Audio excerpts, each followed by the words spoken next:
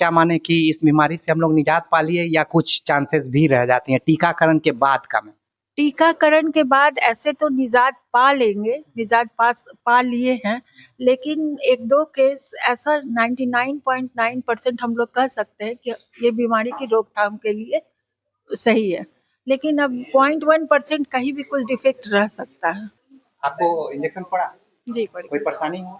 नहीं कोई परेशानी। दिक्कत नहीं ना? नहीं। आपने ले लिया इंजेक्शन? यस। कोई दिक्कत नहीं ना हुआ? No, not yet. आपने भी लिया? हाँ। कहाँ से आई हैं? दानापुर से। गोल मिला हुआ है, हम इंटरनेशनल गोल ये कवर कर रहे हैं सर्वाइकल कैंसर का, जो कि काफी दिनों से ये चल रहा है, जिसके तहत हम लोगों ने अवेयरनेस का कार्यक्रम किया, हम लोगों ने टीकाकरण किया, वैक्सीनेशन किया। ये वैक्सीनेशन के तहत ही एचपीवी वायरस की रोकथाम के लिए, जिससे कि सर्वाइकल कैंसर बढ़ता है, सर्वाइकल कैंसर की रोकथाम के लिए एचपीवी वैक्सीन का टीकाकरण होता है। उसी महिला सशक्तिकरण की बात हो रही है। हर दौर में मुख्यमंत्री और प्रधानमंत्री सिर्फ एक ही नाम लेते हैं कि महिला को कैसे सशक्त किया जाए, कैसे कंधे से कंधे मिला के चला जाए। इस रूप को एक धार देने के लिए एक मुहिम के तहत हम लोगों ने सर्वाइकल कैंसर जिससे कि न कितने बच्चियों को इससे परेशानियां होती हैं, लेकिन हम इसको जान नहीं पाते हैं, न पहचान पर, न एक जागरूकता का।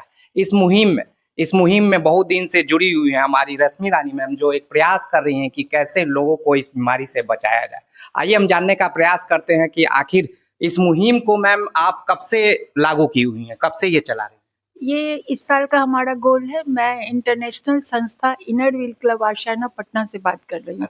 मैं अभी प्रेसिडेंट हूँ और हमारा ये गोल मिला हुआ है। हम इंटरनेशनल गोल ये कवर कर रहे हैं सर्वाइकल कैंसर का, जो कि काफी दिनों से ये चल रहा है, जिसके तहत हम लोगों ने अवेयरनेस का कार्यक्रम किया, हम लोगों ने टीकाकरण किया, वैक्सीनेशन किया।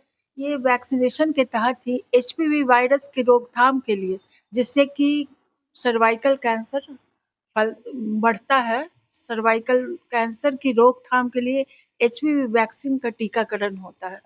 उसी का हम लोग ये टीकाकरण करवा रहे हैं, ताकि आगे जनरेशन, आगे जब उम्र बढ़ता जाएगा तो इसकी ये बीमारी हम लोगों को ग्रसित ना हो। किस आयु तक बच्चों को दिया जा सकता है, और क्या ये लड़के लड़की दोनों पे लागू होता है या सिर्फ एक जेंडर पे? लड़कों को भी दिया जाता है, लेकिन लड़कियों का ज्यादा है, क्योंकि ये सर्वाइकल ग्रीवा कैंसर है, ये सर्वाइकल गर्भाशय से रिलेटेड है।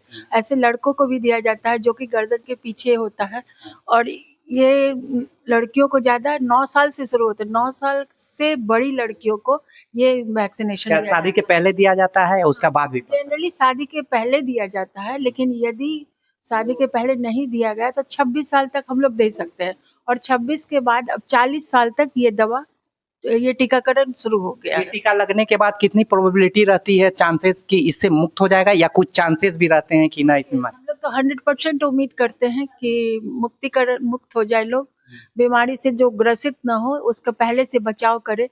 पहले भी आप देखिएगा तो चेचक, पोलियो वगैरह बहुत सारा टीकाकरण हुआ है।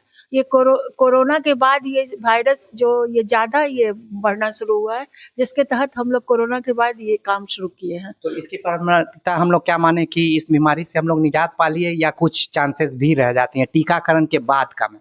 टीकाकरण के बाद ऐसे तो निजात पा लेंगे, निजात पा लिए हैं, लेकिन 1-2 केस ऐसा 99.9% हम लोग कह सकते हैं कि ये बीमारी की रोकथाम के लिए सही है।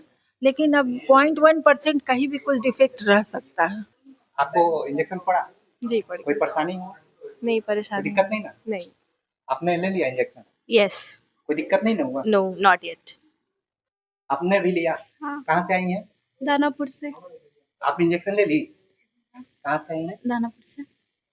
ये देखिए, ये सर्वाइकल कैंसर का ये पोस्टर भी लगा हुआ है, आप देख सकते हैं इसमें। कहाँ से आई हो आप? दानापुर से। इंजेक्शन ले ली? जी। कोई दिक्कत नहीं हुआ लेने? नो। कोई दर्द या परेशानी नहीं? नो। अभी ले ली? हाँ, ले अभी दानापुर से आई? हूँ। देख रहे हैं कि इन बच्चियों को मैम के सहयोग से, और साथ में मेडिवर्सल ग्रुप भी है, दोनों एक प्रयास कर रहे हैं। कई जगह हम लोगों ने कार्यक्रम किया, अभी बापू सभागार में भी इसी कार्यक्रम को मैंने किया था हम लोगों ने अपने महिलाओं के साथ। कई चर्चाएं तो होते रहती, लेकिन एक छोटी प्रयास न हमारे बिहार के उन्नति की ओर ले जाएगी, बल्कि हमारे देश को भी सुदृढ़ करेगी।